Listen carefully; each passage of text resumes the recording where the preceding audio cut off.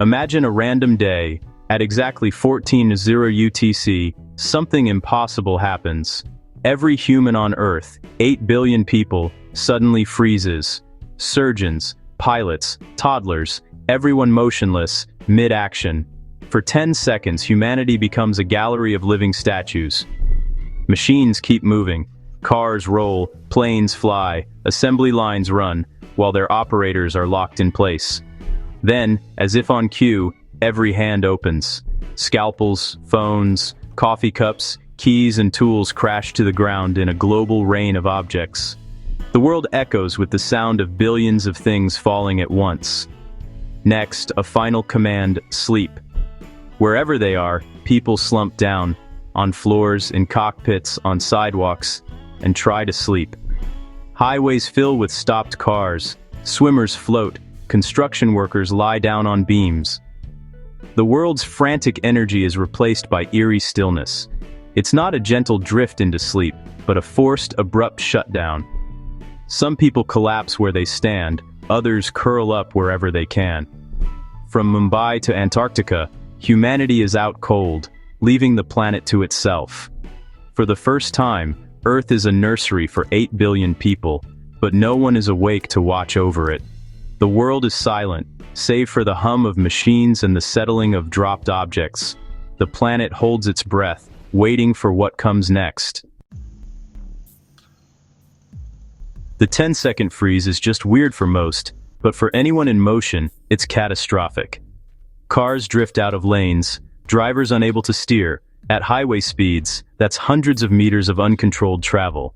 On curves or in traffic, collisions are inevitable.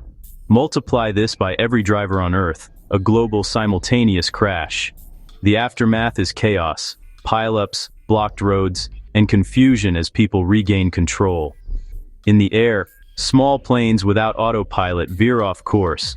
Pilots wake to alarms and dangerous attitudes. Commercial jets fare better, but the real danger comes when pilots are told to sleep. In hospitals, a 10-second pause during surgery or emergency care can be fatal. A surgeon freezes mid-incision, a nurse mid-injection, a paramedic mid-rescue. The freeze is a silent killer where every second counts. The world's systems designed for constant human input are suddenly left to physics and chance. The 10-second pause is a single moment, but its effects ripple for hours. Emergency services are overwhelmed before they can even respond. The freeze is not just a pause, it's the start of a global chain reaction. In those 10 seconds, the world's safety net unravels. The consequences will echo long after people wake up. After the freeze, every person drops what they're holding. Billions of phones, keys, tools, and cups hit the ground. Many shatter, some are lost forever. The economic loss is staggering, but the real danger is in what's dropped. Chemicals, heavy tools, sharp objects. In factories, a dropped wrench or container can trigger accidents or spills. The world's floors become hazardous zones, littered with broken glass, scattered groceries, and dangerous debris. Some drops are heartbreaking. A parent drops a baby, a chef drops a knife, a museum guard drops a priceless artifact. Injuries and damage are inevitable. The great drop is more than a mess. It's a violation of control, a forced chaos. Organization vanishes. Everything is out of place. Finding your phone or keys becomes a global scavenger hunt. The psychological shock is immense. Suddenly, nothing is where it should be. The world's systems of order are broken in an instant. The cleanup will take days, but the sense of disruption will last much longer. The Great Drop doesn't just break things, it breaks our sense of normalcy.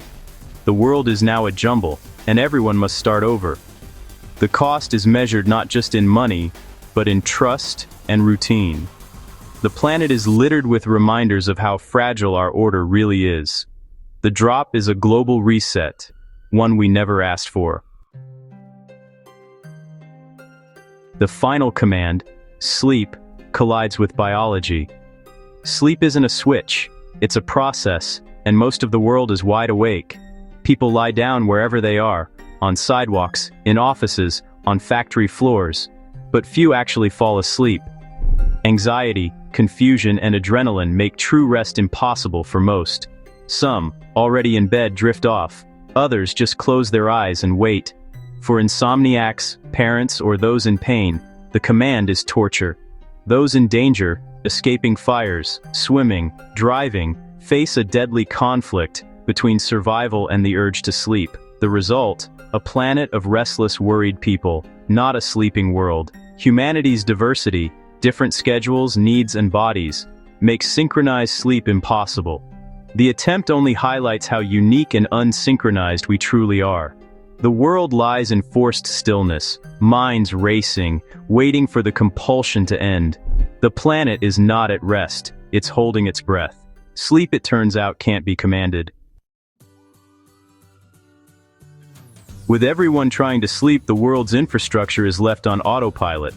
Power grids, water plants, and data centers rely on human oversight. Now, they're on their own. Automated systems can handle small problems, but not the chaos of sudden massive changes. Power demand plummets, grids overload, and blackouts spread. Water treatment and internet services falter without human intervention. Emergency services vanish, no firefighters, no paramedics, no police. Crashes and fires go unchecked. Medical emergencies have no response. Nuclear plants and air traffic control rely on humans for safety. Now the risk skyrockets. The world's safety net is gone, replaced by silence and uncertainty. When people wake, they may find themselves in darkness, surrounded by disaster. The systems designed to protect us are only as strong as the people running them. Without watchers, the world is vulnerable. The fragility of our infrastructure is exposed in a single synchronized moment. The planet keeps spinning, but our safety systems are in freefall. The cost of this pause will be measured in lives, not just dollars. The world is on hold, and danger fills the gap. The real danger isn't one event, it's how they stack up. The freeze causes crashes. The drop creates hazards. The sleep command erases our ability to respond. Normally, emergencies are isolated. Now they're everywhere, all at once.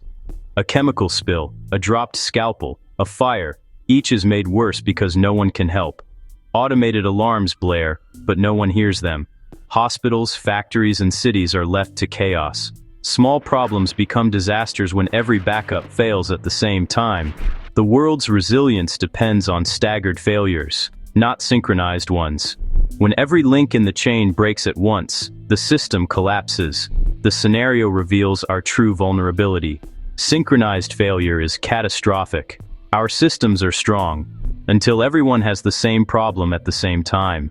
The Great Pause is a symphony of failure, echoing through every part of society. Recovery will take far longer than the event itself. For all this drama, the Earth itself is unmoved. 8 billion people freezing, dropping, and sleeping is nothing to the planet's mass. No earthquakes, no change in rotation, just a blip in the biosphere. The environment gets a brief break, pollution drops, emissions fall, but only for a moment. As soon as people wake, activity and pollution spike again. The planet's systems run on a different timescale. Our chaos is a footnote. The rocks, oceans, and atmosphere barely notice. The real impact is on us, not the Earth. Our drama is a reminder of how small we are in the grand scheme. This experiment reveals our greatest strength. We're unsynchronized. Our society works because we're all on different schedules, doing different things. This diversity is our resilience. When one part fails, another can help. The relay race of civilization depends on our differences. Synchronizing everyone breaks the system. There's no one left to respond.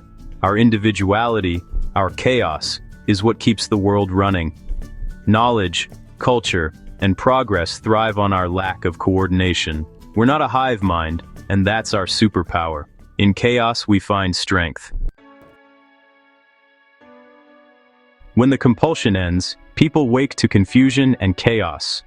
Dropped objects, accidents, and silence greet them. The first instinct, check on loved ones, if the networks still work. Emergency services scramble to respond, but the damage is everywhere. The cleanup is monumental. Roads, hospitals, infrastructure all need repair. The economic and emotional scars will last for years. The Great Pause becomes the most significant shared experience in history. Humanity will recover, but with a new appreciation for the unsung heroes who keep the world running. Our civilization is delicate, held together by billions of uncoordinated efforts. In the end, our chaotic diversity is what saves us.